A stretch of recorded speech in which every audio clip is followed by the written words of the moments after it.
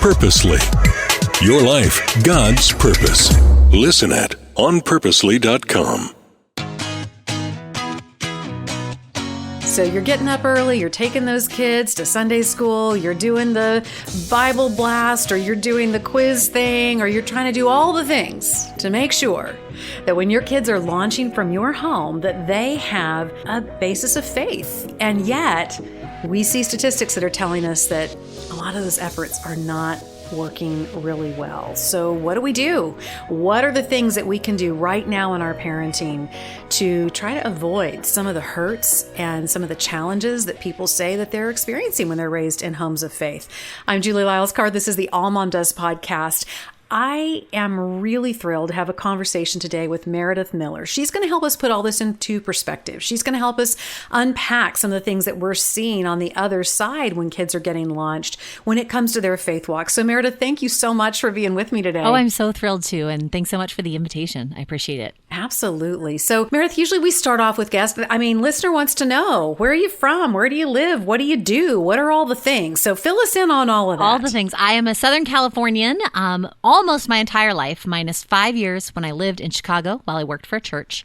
And we've been back home in California the last 4 or so. I've got 2 boys who are 8 and 10. And we are, at this moment, still on our summer break. We have a later school calendar than some. And we are church planters. My husband and I were both pastors. We met in seminary at Fuller Seminary in Pasadena and did not ever expect to start at the church, but sort of found our way there. And I spent a lot of my career life in kids and family ministries in different forms, which has then meant the last few years I've spent a lot of time writing to parents who are really eager to do well by their kids and well by their God at the same time and know that there's just a lot to navigate. So that's been super fun. Absolutely. I am just excited to just dive right into this topic because it's something that honestly, Meredith, I feel like sometimes we dance around and yet there's just no denying at this point when you look at some of the statistics on Pew Research and other places that we're seeing something that is, we didn't want to see it as parents. We're seeing kids who are going into those adult stages and are saying, my church experience wasn't great. Maybe I understand what mom and dad were trying to do. Maybe I don't. But bottom line, we've had, people who've been very celebrated leaders in the church have major, very public issues. We've had different initiatives where people were trying to help kids launch into adult years without having a lot of regrets. And yet some of those very efforts have meant that those kids have felt shamed or maligned or set to the side. And here we are today with some real challenges trying to correct some of that. So what are some of the trends? And I say trends not to mean trendy. Right. I just mean it in terms of population. Yeah. What are some things that you're seeing? Just give us a good snapshot of the landscape today about kids who've been raised in homes of faith and they're launching. Yeah. What are some of the things that you're seeing, some of the feedback that you're getting? Well, what's interesting is that while we're having the conversation in 2023, we are seeing that we've got a couple decades in research trends that are saying roughly half. And certain research bodies are going to go a little higher, a little lower, but we're looking at about half of kids that are pretty active church participants whose families are pretty engaged on the faith front are going to move into adulthood and go ahead and leave that faith behind. Now, there's some interesting parallel research that asks if they'll return at some season in a future date. It used to be more common that you could be assured of a return rate around 2/3 to 3/4 when a person married and had kids of their own. That is a declining number. There are increasingly people of parenting age who are saying that they don't want their kids in religious spaces. Fundamentally, they are not sure that those are spaces that are good for them. And so we have, I think, a new question that's been cropping up where young adults and young families are not so sure if the church is a place that's safe and good for their kids, because when they look back on their stories, they aren't so sure the church was a place that was safe and good for them. And a lot of that is about church experience or perhaps family faith culture. It's often less about God themselves. Their feelings about Jesus tend to be positive. There tend to be a lot more of them saying they still really love God. In fact, that's part of why it's so heartbreaking for them and so confusing. It's the mismatch between the Jesus they know and the Jesus they want to follow, and finding a place to do that with others in light of how challenging it can be, or at a minimum risky. Right, right. It feels like, in a way, what you're saying, Meredith, is that we need to get out of the way when it comes to God, when it comes to relationship with Jesus. And yet that can sound so challenging to do, because for so many of us, we want the system, or we want the Sunday school that offers all the things. Or if we grew up in a certain environment and we felt like that wasn't great, then we do a 180 to a different environment. If we grew up in a really conservative church, then maybe we trend toward a church that's very modern and has all the toys. Or if we grew up in that kind of a church and felt that it was a lot of show, but maybe not a lot of heart, then we may be tempted or want to go back into an environment that feels a little bit more liturgical, or all these things that we're trying to do. So what do you identify as three of the primary issues that are really engaged in what we're being told by people who have launched and have said, I'm not sure I want that church experience for myself or for my kids? Yeah. What are some of the things that they tend to say,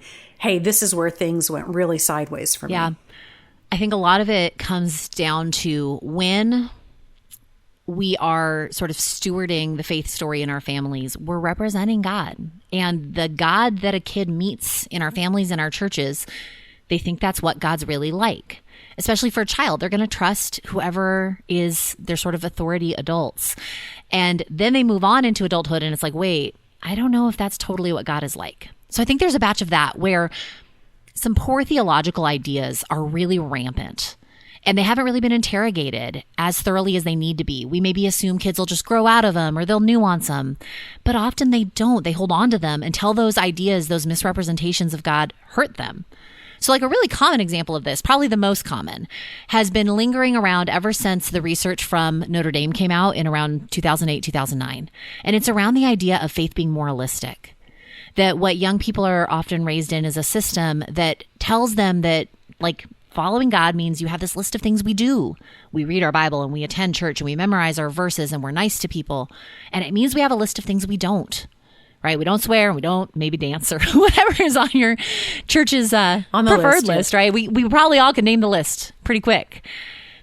Well, then kids think that their faith is fundamentally an effortless management. And that often means that they either become really exhausted and like, why does God want me to work this hard? And what about Jesus's whole thing about a yoke that's easy and a burden that's light? And how come it feels like that's not like allowed? And so that's one side. Often it's exhaustion from carrying a moralistic faith for so long, trying so hard to be so good. The other one that they'll often speak to is that crisis will hit. Life's hardships will come. And they sort of thought the deal was that if they were managing that do and don't list really well, God would keep that from happening. So like, what gives? Where's God now?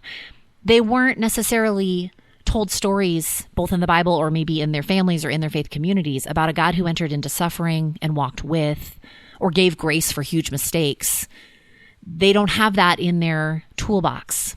And so crisis then kind of does extra damage. But it often just stems from spending a lot of energy telling kids and teens to try hard to be good and less bad all the time. Right, right.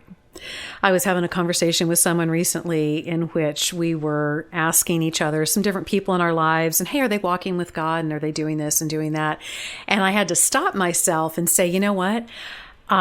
Even though I do not believe this is the right measure, I still do it, Meredith, where I begin to respond by how engaged someone is at their church. Now, let me be clear. I think there is a place for the local church, and I think that that is a great place to find community of faith.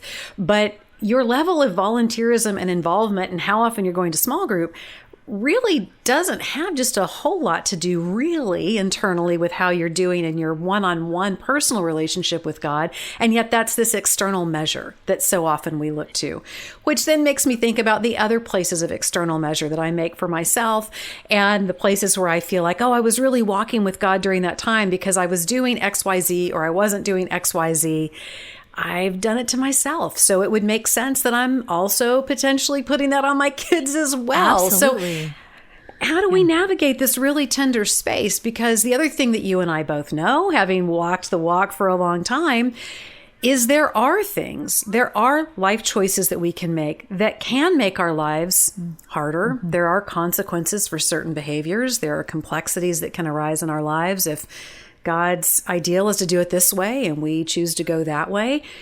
But I get exactly what you're saying, that when that becomes the nexus of everything in a faith walk, how that doesn't serve us. So how do you think about it, and how do you talk to parents about walking in this very tender space between making sure our kids understand the grace and the redemption of God without underselling some of the things that aren't walking in those things that are his ideal, and yet at the same time not make that the crux of the whole thing? Like how do we do that? Yeah. You know, Dallas Willard once talked about a gospel of sin management. And I think it was that it was that exact shadow side, that sin matters. But sin's not the start of the story. It's not the end of the story. The presence of God is the start of our story, and always is God's dream, right? And the end of our story is the presence of God. And I want to keep encouraging the adults who have kids in their lives that you can focus, especially in the young years, on helping young people get to know God and discover that God can be trusted. Because when we discover God's trustworthiness and we find that our life is anchored in believing what it would mean to do life in the presence of God, well, that trust shapes whatever obedient sorts of things any of us might do. I mean, I don't do things because somebody tells me to, unless I totally trust the person who's trying to tell me to, right? We're in summer mode. We've got a public pool, and there's this awesome lifeguard staff from the YMCA that's running that. And my kids are really lovely, solid swimmers. And nevertheless, like when they're asked to not dive here or do dive there, it's because the lifeguard knows the depth of the pool and they wear that uniform. And it's not just that they are in charge or conveyors of authority. It's that they are trustworthy young people who've gone through training. There's something about their trustworthiness. We think it's their authority, but it's not really. It's not because they have the most power in the pool. People listen to them because they've shown themselves to care about keeping us safe. And there is a very similar thing with God as there would be with any other relationship, that if a kid can spend enough time, like really have the time to discover God could be trusted, that can be the thing that helps shape them towards wanting to choose wise things. I think that's really powerful to consider, is that so often, you're right, we have approached God as an authoritarian figure, which again, he does have authority. That's not to say that he doesn't. And yet in our human hearts, how important it is for us to understand that place of trust. And are we conveying that to our kids? Maybe we haven't settled the notion of God's trustworthiness for ourselves. I mean, do you feel often that even though you may have parents who say, well, I was raised in this way and I want to make sure my kids don't necessarily have that, and they go toward a different way of church or they go toward a slightly different variation, do you find that for a lot of parents at the core issue is they're still grappling with their own sense of God being trustworthy? Is that part of what's at play here? Absolutely. And I mean, one thing that I think is fascinating about this whole issue is that the research around creating space for questions and doubts would suggest that the more a young person is encouraged in that, the better they fare across the adult transition. And the reverse is true. The more a young person is given the answers to questions in black and white ways, the worse they do. Because it has done exactly what you experienced. It has created this idea that they can't think for themselves or work through things that are complicated or have a lot of nuance to them. Somebody has to tell them what to do, or they don't know how to engage their own critical thinking when it comes to the world and their faith. And so it's important that we remember that opening up the space for questions for kids is actually a faith building skill. I think a lot of times we think that we should give them a lot of like good religious information, good Bible knowledge, good Bible stories, good doctrine, and that they'll be equipped with all of that information to then take it into the world. But it increasingly seems that research on young people and their faith is that they need like time and space and more questions than answers. Like they need adults who say, I don't know about that one. I have some thoughts. I notice how scripture says this, and I've heard people who've said that, but I also am not entirely sure. I think sometimes we worry that if we don't have answers to questions, it's somehow hurtful to kids' faith. And it's really shown to be the opposite, because there are so many complicated things to navigate in our life. And so we help show that early instead of sort of pitching the idea that everything's always tidy. It's not so tidy. Meredith, that is so great. I had no idea that research existed, that kids tend to do better if we give room for all of that. I mean, it hits me as right. I definitely see that with some of my own kids, and particularly some of the personalities involved too, which is another thing that's interesting to me. Is I have a couple kiddos who they really like those black and white answers, like I'm coming to you with this inquiry and I need you to give me something definitive. But I also have kids who've really needed some space to dialogue about it and to talk, and who want to know what I believe, but who also need to know that they're not going to be held to the exact nuance of how I might say it. So that's really beautiful and encouraging that there is room for question. And not just personality, but also age, right? Kids are more concrete in their younger years, and they begin to hold complexity and nuance as they move into adolescence, and being mindful that we can give some space for questions that looks different when we're in the young years. And then we have to loosen our grip and open up as they get older, because they are developmentally more able to hold layers. And that's part of, how we walk with our kids, even though it can sometimes feel uncomfortable to shift it over. Right. But I think that piece plays in. Personality and age combined are just a place where you as a parent you know your kid well, you know them best. And so you use wisdom on how to help create that for them. That's so right. You have a new book coming out called Woven, Nurturing a Faith Your Kid Doesn't Have to Heal From. And that subtitle, wow, is really powerful. What are some statistics you're seeing around those who currently say that they're grappling? They're not sure they want to come back into a faith community. They have some hurts and some wounds. What are some of the things that you see showing up the most that people are saying they're needing to heal from based on their faith upbringing? There's a lot that you hear about fear, that they were expected for their faith to grow in a soil of fear. And that might be around specific types of doctrinal things, that they were very afraid of the way they were told about something like the afterlife. It might be that they were told Bible stories that really are not for children, and so those stories scared them. It might be that they were told that things would go wrong in their life if they did not manage those do and don't lists just right, and they were afraid of what God would think of them if they couldn't pull that off. But a huge theme is people who are tired of living afraid. It doesn't feel like it matches who God is, that their life with God would be so full of fear. And a lot of times they are realizing that's not because of God. That's because of the misuse of Scripture, or that's because of the nuance of theology, or maybe the style in which it was presented. But they're not eager to be in spaces that are going to keep whacking them with the Bible. Right. They want space to connect with a God who is also gentle and compassionate towards them and towards the world. And so fear is a huge one. I think there's also a number of folks who are staying away from more formal faith spaces because they would really like to be in conversation about the quality of our theology.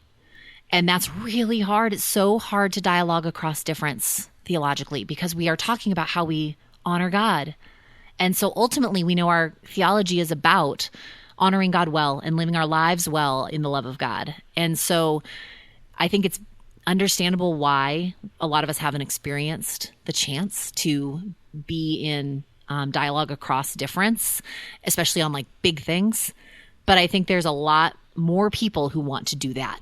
They don't necessarily want to simply be in a camp of people who all say what they do, say all the same things and believe all exactly the same things. They want to have more space for what have kind of historically been called like the minors of faith, and to be in different kinds of conversations about that. But not every community is really available for that. And so that feels like another big one. And then they're looking at their kids and saying, well, I want them to have the same. And so they wonder.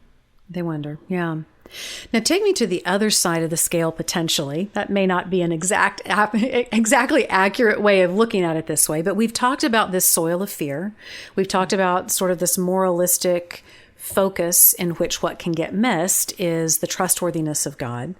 On the other side of that, we've also seen in recent years, and we've seen some really big churches grow out of this kind of an approach, very emotion-based churches, very big event kind of experiences, big climactic moments that have to do with certain production values, really passionate speakers, those kinds of things. Now, it's interesting for me because I came out of a certain church background that was a pretty reserved group. And for my kids, I wanted them to have all of this burgeoning contemporary Christian approach. And again, theologically, I'm not talking about massive differences in terms of the essentials. I'm just saying, I thought, oh, my kids are going to thrive because I wanted to have this kind of environment. I wanted this kind of freedom of expression and didn't necessarily feel like I had it. So my kids are going to love this. And wouldn't you know it, Meredith? Wah, wah, wah. There are a lot of kids who were raised in that big church kind of environment and those big production and all of the stuff who really have found issue with that kind of an approach. So talk me through what that can look like for people who came out of something like that, who are saying, well, this missed the mark too. Maybe it wasn't so seated in fear, but there was sort of this overpromise in some ways about, hey, you know, your dreams and your thing and on and on and on, and God's got to do it, you know. So how do you approach that as you're talking with people who have come from that experience and are now trying to navigate where they stand with God today?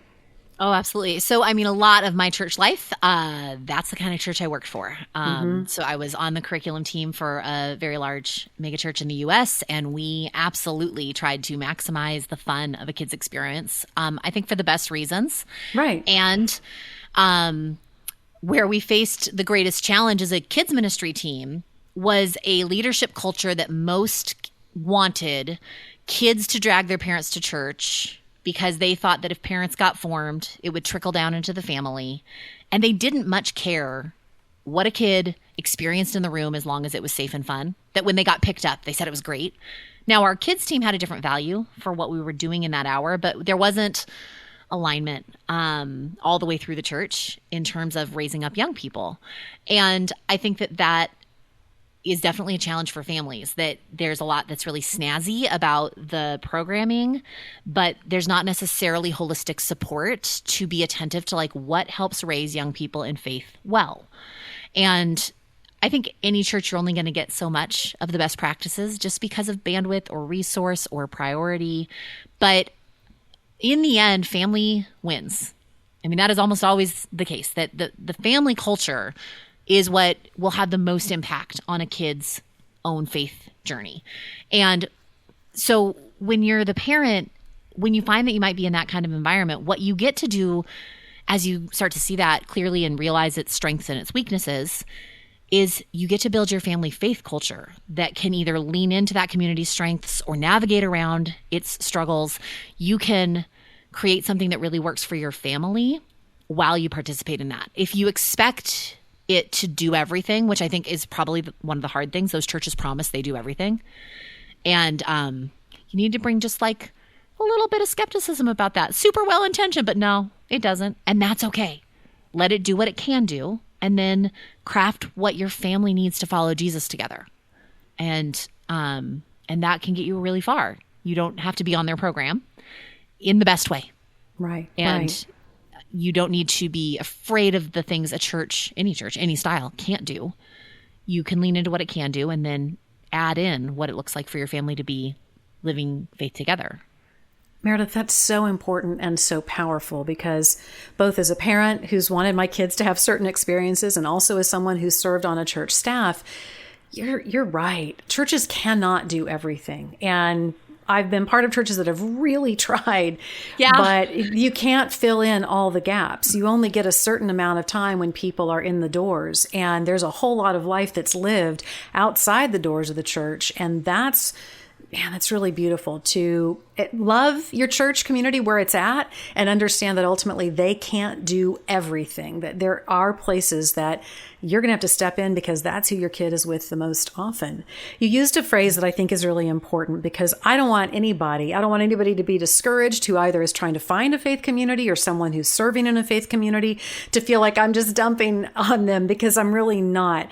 I have found through the years that people are really well-intentioned. Parents are well-intentioned in what they're trying to do for their kids. They do it because they love their kids, because they want to see their kids to have access to eternity and have great relationship with God. Churches do the things they do because they're passionate about getting out the beauty of living a life with Jesus.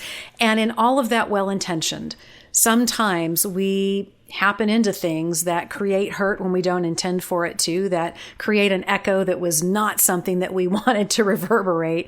How do we get to that place where we can release ourselves a little bit as parents who listen to this conversation and go, oh, wow, and I'm the dum-dum who made my kid go to that XYZ thing that probably sounded really moralistic, or I'm the dum-dum who, modeled for my kid, if they would just do XYZ, then everything would go lovely. And, what do we do when we find ourselves navigating those moments where we realize we may have contributed or be in the process of contributing to a future hurt for our kids, even though we're trying to be really well-intentioned and good stewards of our families?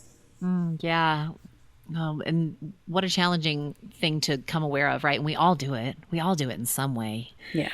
And I think there is something so beautiful about families that apologize to one another well for things big and small. But the power of saying, I want nothing more than for you to know God and love God and follow God your whole life. And I think I might have missed it on this one, because I kind of thought this thing might help you do that. And now I'm sort of wondering if maybe it had this other effect instead. What do you think?